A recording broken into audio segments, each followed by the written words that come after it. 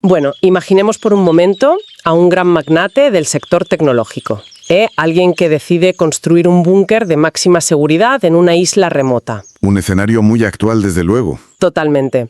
A ver, invierte millones en sistemas de vigilancia, cerraduras biométricas de última generación, reservas de comida para décadas, muros reforzados a prueba de explosiones y, bueno, una vez dentro, se cierran las puertas blindadas y se respira un aparente alivio. Claro, la imagen perfecta de la invulnerabilidad absoluta. Exacto. Pero hay un detalle minúsculo, o sea, un detalle que ha decidido ignorar por completo. Y es que los cimientos de esa obra maestra de la ingeniería están asentados directamente sobre una falla sísmica activa. Fíjate, es una metáfora visual muy gráfica sobre nuestra ilusión de control. Construimos fortalezas increíbles para protegernos del exterior, ignorando que al final el verdadero peligro suele estar justo bajo nuestros propios pies. Y esa ilusión de invulnerabilidad, esa necesidad casi obsesiva de blindarnos frente a la incertidumbre, es exactamente lo que disecciona el documento en el que vamos a sumergirnos hoy. Eso es. Es un análisis en profundidad de un estudio teológico escrito por el pastor Joshua, y la misión principal que tenemos hoy es desentrañar cómo este texto enfrenta la autosuficiencia moderna, esa que basamos en acumular bienes y estatus, utilizando textos de profetas antiguos como Amos. Ajá. La pregunta central que vamos a explorar es ¿por qué el ser humano confunde de manera tan sistemática la acumulación de recursos con la verdadera seguridad existencial? Y para abordar una obra de esta naturaleza, es fundamental establecer primero nuestro marco de análisis. Vamos a examinar este texto religioso de una manera objetiva, enfocándolo como un estudio profundo de la condición humana y de las prioridades psicológicas de nuestra sociedad. Claro, sin tomar partido. Exactamente. No se trata de defender una doctrina específica, sino de diseccionar los argumentos del autor. Porque, su tesis plantea cuestiones fascinantes sobre la sociología y expone cómo textos escritos hace milenios describen a la perfección la arquitectura de la ansiedad contemporánea. Sí.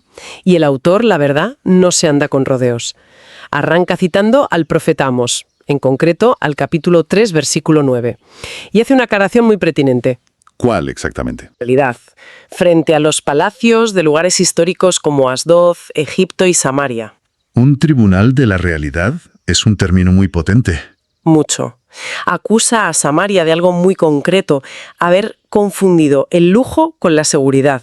O sea, tenían una opulencia desmedida, pero esa fachada ocultaba una sociedad fundamentada en la opresión, en la violencia y en un vacío ético absoluto.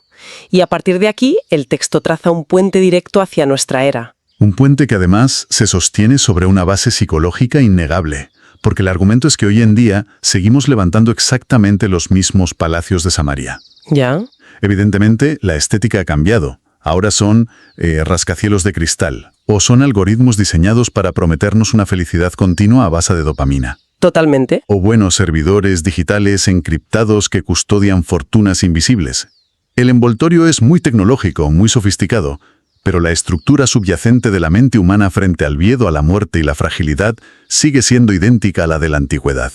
O sea, plantea un escenario en el que hemos actualizado el hardware a la última versión, pero el código fuente, digamos, las vulnerabilidades humanas siguen estando ahí. Exacto. Y para ilustrar esto, el texto menciona la parábola del rico en el Evangelio de Lucas. Habla de un hombre que consigue una cosecha colosal y, fíjate, su mayor dilema vital es la logística de su riqueza. Se pregunta, ¿dónde guardaré mis frutos? Ajá. Y su gran plan es construir graneros aún más grandes y decirse a sí mismo que ya puede descansar, comer y beber con tranquilidad. Pero la respuesta divina que recibe es un choque frontal. Le dice, necio, esta noche vienen a pedirte tu alma. Es una confrontación brutal con la realidad. Lo es. Pero, aquí me surge una duda genuina. ¿Construir graneros más grandes, si lo miramos desde un punto de vista evolutivo y económico, es simplemente garantizar la supervivencia, ¿no? O sea, ¿no es un poco reduccionista condenar la previsión? Pues esa es precisamente la tensión central del argumento. Lo que el pastor Joshua diagnostica aquí no es que la economía agrícola o la previsión financiera sean malas en sí mismas. Vale. El problema radica en la función psicológica que se le otorga a esa acumulación. El autor argumenta que la opulencia material se utiliza como una especie de anestesia espiritual. Anestesia. Eso es. Cuando el hombre de la parábola dice descansa, come, bebe, lo que está intentando hacer es usar el excedente material para silenciar el terror existencial a su propia finitud. La acumulación masiva, bueno, jamás resuelve el problema de la mortalidad. Claro. Simplemente nos otorga esa falsa sensación de que hemos comprado tiempo y control sobre nuestro destino. O sea, la riqueza actúa como un narcótico para no pensar en el precipicio. Tal cual. Pero claro, si la comodidad material es la anestesia, la pregunta lógica que nos hacemos es ¿qué estamos intentando adormecer exactamente? Porque nadie se pone anestesia si no hay un dolor o una molestia previa. Muy buena pregunta. Y según el análisis del texto, lo que se intenta silenciar es la propia consciencia. Esa fricción interna entre lo que hacemos y lo que en el fondo sabemos que es correcto. Y esto nos adentra en una redefinición de la idolatría que resulta, la verdad, muy llamativa. Sí, cambia por completo el paradigma habitual al que estamos acostumbrados. Popularmente la idolatría la asociamos con rituales antiguos, con postrarse ante estatuas de piedra o de madera. Ya, la imagen típica. Claro. Sin embargo, el texto define la idolatría moderna como una rebelión organizada del corazón, cuyo único objetivo es construir una divinidad a la carta. Y para argumentar esto, cita el Salmo 115 que describe a esos ídolos que tienen boca, pero no hablan, ojos, pero no ven. La analogía apunta a que el ser humano prefiere fabricarse, ya sea literal o conceptualmente, una deidad inerte. A mí esa me parece una de las observaciones sociológicas más agudas de todo el documento. Porque, vamos a ver, ¿por qué alguien en su sano juicio querría relacionarse con una figura de autoridad que es sorda y muda? Claro, parece contradictorio. Y la respuesta que se deduce del texto es de un pragmatismo brutal. Porque un Dios mudo jamás te va a llevar la contraria. Exacto. No te exige santidad, no emite juicios incómodos frente a la injusticia que tú toleras en tu día a día y, por supuesto, no supone ningún obstáculo cuando tu moralidad decide volverse un poco más flexible. Eso es. Básicamente es una deidad diseñada a medida para aplaudir cualquier decisión personal, eliminando de un plumazo toda esa disonancia cognitiva. Y la disonancia cognitiva es precisamente lo que el cerebro humano intenta evitar a toda costa. El pastor Joshua enlaza esta teología del, digamos, yo me basto con sus consecuencias sociales. Ajá. Menciona textos como Miqueas, que denuncia la balanza torcida, y la epístola a los romanos, donde se describe cómo la divinidad, por puro respeto a la libertad humana, abandona al individuo a sus propios deseos. O sea, ¿le deja hacer? Claro, lo deja a su aire. La tesis sociológica del autor es que la corrupción a gran escala, la descomposición de la justicia en una sociedad, no empieza en los parlamentos, empieza en lo que él denomina los altares interiores. Los altares interiores. ¿Qué concepto? Sí. Cuando el individuo adopta esa comodidad moral, el vacío que se genera se llena irremediablemente con consumismo, con ansiedad crónica y con una necesidad imperiosa de silenciar cualquier voz crítica.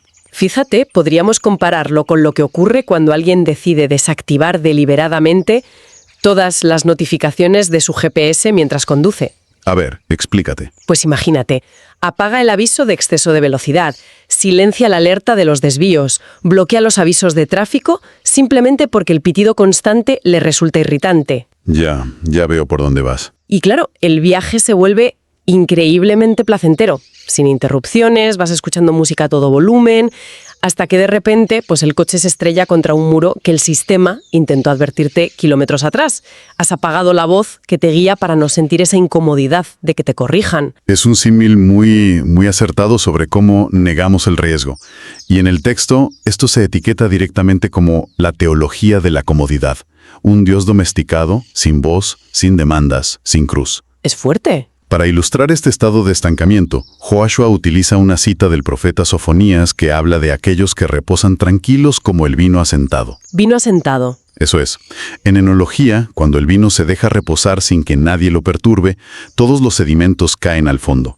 En la superficie parece un líquido súper claro, muy tranquilo, pero en el fondo hay toda una acumulación estancada. Claro. Y el texto aplica esta imagen a las personas que, instaladas en su aparente seguridad material, se convencen a sí mismas de que la divinidad no hará ni bien ni mal. Han neutralizado conceptualmente cualquier intervención superior para mantener intacto su estilo de vida. Y ese concepto del vino asentado, la verdad es que transmite una falsa paz enorme. Pero el análisis psicológico de esta negación nos dice que reprimir la realidad constantemente requiere muchísima energía. Muchísima. Y tarde o temprano el dique se rompe. Y cuando la anestesia de la que hablábamos empieza a perder su efecto, el texto plantea que la intervención no llega en forma de una terapia relajante, llega como una operación a corazón abierto. Así es. Y aquí es donde la narrativa da un giro muy radical hacia la idea del colapso de las fortalezas. Sí, porque retoma la profecía de Amós, capítulo 3, versículo 11. Advierte que un enemigo rodeará la tierra, derribará esa misma fortaleza de la que se sentían tan orgullosos y saqueará sus palacios. El argumento fundamental es que la prosperidad que carece de un fundamento ético o espiritual, de un pacto, según la terminología que usa el autor, no es más que un gigantesco castillo de arena esperando a que suba la marea. Y llegamos a la que para mí es la imagen más cruda de todo el documento. Está en Amós, en el 3:12, y describe una escena brutal de un león que ataca a un rebaño. Sí, sí. El pastor se lanza a intentar salvar a las ovejas, pero la masacre es tal que de las fauces del león consigue rescatar apenas 2 patas o un pedazo de oreja. Es muy gráfico. Demasiado. Y la conclusión es, así quedará el remanente. Yo reconozco que cuando leí este pasaje me quedé muy impactada. Es que choca de manera violenta contra la concepción contemporánea de la espiritualidad. Claro. Hoy en día la espiritualidad se vende como una herramienta de bienestar personal, una autoayuda higiénica, donde todo tiene que fluir de manera positiva. Y esto no es estético, esto es pura supervivencia entre escombros. Pero es que esa crudeza es completamente intencionada. Lo que el pastor Joshua busca rescatar de esta imagen no es el ensañamiento divino, sino que comprendamos la gravedad de la situación y la naturaleza de esa intervención. Ya. Ese remanente rescatado de las fauces del león ilustra la gracia operando pero en el límite absoluto. Es crucial entender cómo el texto redefine el concepto de juicio. ¿Cómo lo define? Pues no se pinta como la venganza de un ser superior que está ofendido, sino como una intervención quirúrgica que es indispensable. El colapso de esos palacios de cristal, de esas casas de marfil, es doloroso, por supuesto que sí, pero el texto sostiene que esa demolición es el único método posible para liberar al individuo de su propia trampa. O sea, es como amputar un miembro para detener una gangrena. Es algo traumático, pero te salva la vida. Exactamente. Y el autor utiliza el libro de Isaías para argumentar que el juicio y la compasión, fíjate, no son conceptos contradictorios. Los describe como 2 manos del mismo Dios. Eso es. Mientras una mano derriba las estructuras que esclavizan a la persona, ya sea la obsesión por el estatus, la cuenta bancaria o el ego, la otra mano está diseñada para levantar a quien asume su vulnerabilidad y tiembla, como dice el texto, ante la palabra. Es un proceso de deconstrucción brutal, pero necesario para posibilitar una reconstrucción sobre cimientos sólidos, en lugar de sobre la falla sísmica que mencionabas tú al principio. Claro, pero a ver, si llevamos todo esto al plano de lo cotidiano, del día a día, surge una resistencia natural inmensa. Lógico. Si asumimos la premisa de que esos palacios de autosuficiencia tienen que caer para que el individuo sane, ¿cuál es el plan de contingencia? ¿Cómo se supone que alguien sobrevive en el mundo moderno cuando todas sus redes de seguridad han colapsado? Bueno, el autor no deja esta pregunta en el aire. Propone una alternativa radical en lo que podríamos considerar la gestión diaria de los recursos. Y se basa en la idea del pan de cada día. El pan de este día. Eso es. Esa es la aplicación práctica de todo su planteamiento teórico. El pastor exige un cambio de paradigma total. Pasar de ese modelo de los graneros mayores, que como decíamos es acumular sin medida para controlar el futuro, al modelo de dependencia diaria que refleja Lucas 11:3, danos cada día nuestro pan cotidiano. Ajá. En el contexto teológico del autor, esto se materializa proponiendo a Jesucristo como el único sustento real. Se refiere a él como el pan de vida, el agua viva, el camino. Sí. Pero el punto clave, si lo miramos desde un análisis psicológico o sociológico, es que abandonar las falsas seguridades no se describe como un simple cambio intelectual. Es una acción casi antinatural. Elegir deliberadamente el vacío para poder ser llenado. Es una renuncia activa a la seguridad del excedente material. Precioso, muy elevado, pero la realidad en la que operamos todos los días es diametralmente opuesta. Ya, entiendo por dónde vas. Es que vivimos en un sistema que castiga severamente la falta de previsión. Te exigen pagar seguros, pagar la hipoteca, se nos dice que hay que tener planes de pensiones por si la salud falla, o simplemente un fondo de emergencia para no acabar en la calle si te despiden. Claro, es lo responsable. Entonces, ¿acaso este estudio está sugiriendo que la planificación financiera es un pecado? ¿Cómo se traduce esta dependencia diaria en pasos prácticos sin cruzar la línea hacia una irresponsabilidad absoluta? Y, bueno, sentarnos a esperar que los problemas se solucionen solos. Es la objeción más lógica frente a un texto tan exigente como este. Sin embargo, al desmenuzar bien la retórica del pastor Joashua, queda claro que su diana no es la planificación prudente. Ah, no. No. Lo que ataca ferozmente es dónde radica la identidad del individuo y dónde está depositando su confianza más profunda. La dicotomía que plantea no es entre ahorrar dinero o despilfarrarlo. Vale. Es entre acumular creyendo que esa riqueza te convierte en el dueño absoluto de tu destino, frente a planificar de manera responsable, pero asumiendo profundamente que la existencia humana pende de un hilo que escapa totalmente a nuestro control.